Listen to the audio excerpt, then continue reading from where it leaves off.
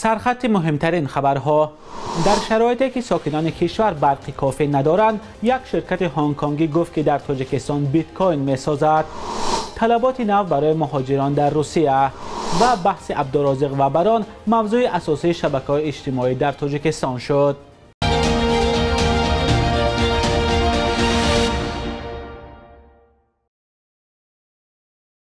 سلام بیننده عزیز، امیدوارم که در کمال عافیت به سر میبرید. این برنامه نوید بامدادی است. یک شرکت تکنولوژی مستقر در هنگ کنگ اعلان کرد که سند را درباره ساختن زیربنیاد لازم برای کارکرد پول دیجیتالی از جمله بیت کوین در تاجیکستان امضا کرده است. لایون هولدینگ گروپ با نشر یک بیانیه رسمی در روز 18 نوامبر گفت یادداشت حسن تفاهم با شرکت تحت نیو فول ریچ امضا شده است که مالک شرکت گنج تکنولوژی در تاجیکستان است. بر اساس این سند دو طرف به تاجیکستان تکنولوژی و کامپیوترهای قوی لازم برای کارکرد پول دیجیتالی می‌آورند و نصب می‌کنند. قرار است این طرح در 3 ماه اول سال آینده اجرا شود و درآمد سالانه آن نه کمتر از 25 میلیون دلار خواهد بود. به گفته لایون هولدینگ گروپ، شرکت گنج تکنولوژی رضایت و حمایت حکومت تاجیکستان از جمله دستگاه ریاست جمهوری و 12 اداره و وزارت‌ها را به دست آورده است. مرحله اول طرح و یا کان‌های استخراج پول رقمی در یک از مناطق آزاد تجارتی تاجیکستان عملی می‌شود. برای کارکرد پول‌های دیجیتالی که حالا نه در همه کشورهای جهان قبول می شود، کامپیوترهای قوی و نیروی برق زیاد لازم است. ویلسون وانگ، مدیر لایون هولدینگ گروپ، گفته است که تاجیکستان از نظر ذخیره‌های آب موقع خاصی دارد که برای رشد صنعت کارکرد پول رقمی بسیار مهم است. در تاجیکستان نیروی برق در مقایسه با کشورهای دیگر منطقه ارزانتر است چون از نیروگاه‌های آبی حاصل می شود. اما صرف نظر از ارزان بودن قوه برق، ساکنان کشور نزدیک 2 ماه است که روزانه برق نمیگیرند. به گفته ساکنان از ساعت 8 صبح تا 17 و همین طور شبانه برق ندارند. قطع برق نه تنها در منطقه ها بلکه در شهر دوشنبه هم به چشم میرسد. این هم شکایت یک کاربر رادیوی آزادی. ساعت 12:30 شب میاسکامبینات کوچه روحافزو پیشطرف وایکا هر شب سویتوی مورا میکشن ما کودکمون کسل شود شهلوی گوخجمون کجا مراجعت کنیم خانه‌هامون یخ این لیمیت باشه یا که کارهای تعمیری. برای مهاجران مهنتی و شهروندان خارجی که برای اقامت بیش از 90 روزه وارد روسیه می شوند، از روز 29 دکمبر امسال طلبات نو جاری می شود. اکنون مهاجران باید به مقامات کارهای داخلی روسیه سند نشأمند نبودن و بیماری ویش نداشتن را پیشنهاد کنند. خبرگزاری تاس در شرح این خبر گفته است مهاجران باید این سند را 3 روز قبل از انجام مهلتش پیشنهاد نمایند. در روسیه زیاده از 1 میلیون شهروند تاجیکستان کار و اقامت می کنند و هنوز مشخص نیست که طلبات نو برای آنها چه مشکل‌های نو را پیش می آورد. از روسیه خبر دیگر هم داریم. ولادیمیر پوتین پرزیدنت روسیه روز 18 نوامبر گفت باید از ورود به نظارت گریزه ها از افغانستان جلوگیری شود. پوتین گفت وضعیت پیش آمده تقاضا می‌کند که باید به متحدان روسیه که با افغانستان هم مرز هستند کمک رسانده شود. رئیس جمهوری روسیه از آن نگرانی کرد که ورود به نظارت گریزه ها می‌تواند باعث ورود تروریستان و دیگر عنصرهای جنایی شود. بحث عبدالرازق وبران، دو بلاگر شناخته تاجیک واکنش‌های زیاد را به میان آورد و دیگر موضوع‌های داغ روز از جمله بی‌برقی، نرخ‌های بلند و کوچاندن خانموزه استاد صدرالدین عینی را کنار زد. برخی نوشتند نباید بحث دو بلاگر را تا این حد جدی گرفت. از جمله عبدالقادر رستم نویسنده شناخته تاجیک نوشته است خلقی که از اختلاف عبدالرازق و بران بیشتر از خانموزه عینی بحث می‌آراید سزاوار وضعی هست که حالا دارد و آینده روشن‌تری هم نخواهد داشت. نوار مراجعه بهروز نبیف یا بران در شبکه یوتیوب دوام یک شبانه روز نزدیک 800,000 بیننده گرفت و قریب 20,000 نفر در زیر آن شرح نوشتند. این رقم برای سگمنت تاجیکی اینترنت کم سابقه است. برخی خود بران را به آن متهم کردند که از حساب عبدالرازق مبلغ کلان به دست آورده است، ولی گروه دیگر از عبدالرازق تنقید کردند که نباید به خاطر مبلغ خدمت‌های همکاری سابقش را فراموش میکرد. ولی گروه سوم این بحث را ساخته و یک شو خواندند که به گفته آنها به خاطر بیشتر کردن محبوبیت قصداً راه اندازی شده است. یادآور می‌شویم که عبدالرازق و بران دو بلاگر شناخته تاجیک بعد از 3 سال همکاری اعلان کردند که دیگر با هم نیستند. از صحبت‌های دو طرف معلوم است که بحثشان بر سر مبلغ بوده است.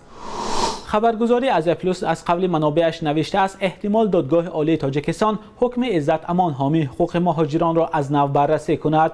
دادگاه شهر دوشنبه ماه گذشته عزت امان را به قلابی گناهکار کرده او را به 9 سال زندان محکوم کرد، اما نزدیکانش از این حکم ناراضگی کرده از بالای آن به دادگاه عالی شکایت بردند، ولی دادگاه عالی روز 16 نوامبر حکم عزت امان را به تغییر گذاشت. خبرگزاری آزیا پلوس روز 18 نوامبر از قبل نزدیکان عزت امان نوشت احتمال بنود در صورت پیشنهاد کردن معلوماتنامه از وزارت کارهای داخلی به دادگاه عالی این نهاد پرونده را دیگر بار بررسی کند. خبرگزاری نوشته است معلوم نیست که به کدام دلیل چنین یک معلوماتنامه پرسیده شده است، ولی یک نفر نزدیک به پرونده به آزیا پلوس گفته است سبب درخواست معلوماتنامه پخش ویدیو و گزارش ها با حمایت از عزت امان و همچنین دعواها علیه او در شبکه‌های اجتماعی است. موافق قانون عفو امسال یک قسم مواد جدا و پوره بررسی نشده باشند عفو نسبت گمانبر تطبیق نمی شود، یعنی مقامات می خواهند مطمئن باشند که چنین ادعاها باعث باز شدن پرونده نو شده است یا نه، گفته است همصحبت آزیا پلوس. مقامات وزارت کارهای داخلی در مورد آغاز شدن پرونده نو علیه عزت امان اظهار بی‌خبری کردند. این حامی حقوق مهاجران روز 25 مارس از روسیه اخراج و بعد یک روز در دوشنبه پیدا شد. مقامات او را بازداشت کرده به قلابی متهم کردند، ولی طرفدارانش آن را سیاسی گفتند. جو بایدن رئیس جمهوری آمریکا روز پنجشنبه 18 نوامبر گفت که بنابر نقض حقوق بشر در چین، ایالات متحده مسئله تحریم دیپلماتی المپیاد زمستانه پکن را مورد بررسی قرار می‌دهد. جو بایدن در صحبت با خبرنگاران گفت تحریم دیپلماتی چیزی است که ما در حال بررسی آن هستیم. رئیس جمهوری آمریکا روز دوشنبه با سی جین پینگ رهبر چین گفتگوی ویدئویی داشت. طبق بیانیه کاخ سفید مسئله المپیاد زمستانه پکن در آن جلسه مطرح نشد، اما جو بایدن درباره نقض حقوق بشر در چین صحبت کرد. مقامات چین متهم به بازداشت حدود 1 میلیون اویغور و اعضای دیگر اقلیت‌های اصلی مسلمان و همچنین سوء استفاده از آنها در بازداشتگاه‌های کاری مجبوری از سال 2016 هستند. چین با این حال این اتهام را رد می‌کند و می‌گوید اردوگاه‌ها مرکزهای آموزش کسب برای مبارزه با افراطگرایی هستند. اگر بایدن المپیاد زمستانه پکن را تحریم دیپلماتی کند، آمریکا همچنان ورزشکاران خود را به بازی‌ها می‌فرستد. تحریم دیپلماتی شامل فقط مقامات دولتی و مقامات بلندپایه می شود. فعالان اقلیت‌های اویغور میگویند حکومت چین از اردوگاه‌های بازآموزی برای شستشوی مغزی و نابود کردن فرهنگ ویژه قوم و هویت اسلامی آنها استفاده می‌کند. علاوه بر این، نتیجه یک تحقیقات در سال گذشته نشان داده بود که نهادهای دولتی چین به هدف نظارت بر رشد اهالی اویغور شینجان، زن‌های این اقلیت را به طور مجبوری بیزوریات می‌کنند. بخش یک روز تاریخ را همکارم خرامان بقازاده تقدیمتان می‌کند که مهمترین تحولات تاریخی در روز 19 نوامبر را فرا می‌گیرد.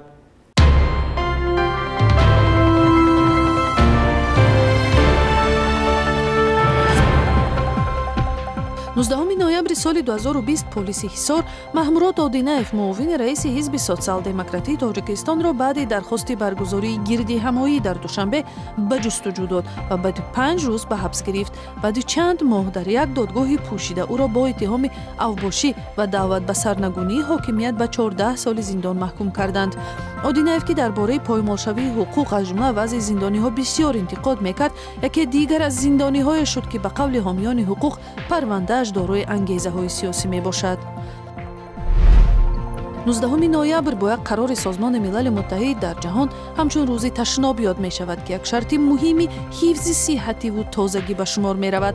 ин масъала дар Тоҷикистони ташнаи туристону ҷаҳонгардони хориҷӣ пурраҳал нашудааст.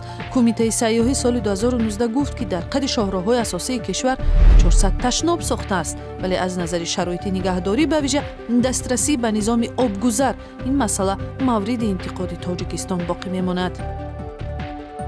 19 ноябри соли 1951 зод рӯзи ҳунарпешаи театр ва саркоргардони театри Аҳорун Сабоҳат Қосимова аст. ӯ пайроҳаи ҳунарии худро аз театру кино шурӯъ карда, баъдан як узви муҳими тими эҷодии театри Аҳорун шуд, ки аз ҷониби ҳамсараш Фаррух Қосимов таъсис гардид ва баъд аз сари ӯ раҳбарии театрро ба дӯш гирифт. осон ва дастрас хабарҳои навро аз канали телеграми Радиои Озодӣ пайдо кунед. شبانه روز گذشته قرب روبل روسی و هم دلار آمریکایی در تاجیکستان کم پایان رفته است. حالا در بانک‌های تاجیکستان 1000 روبل روسی را با 154 سوم و 70 درم عوض می‌کنند. 100 دلار آمریکایی باشد به 1129 سوم و 54 درم برابر است.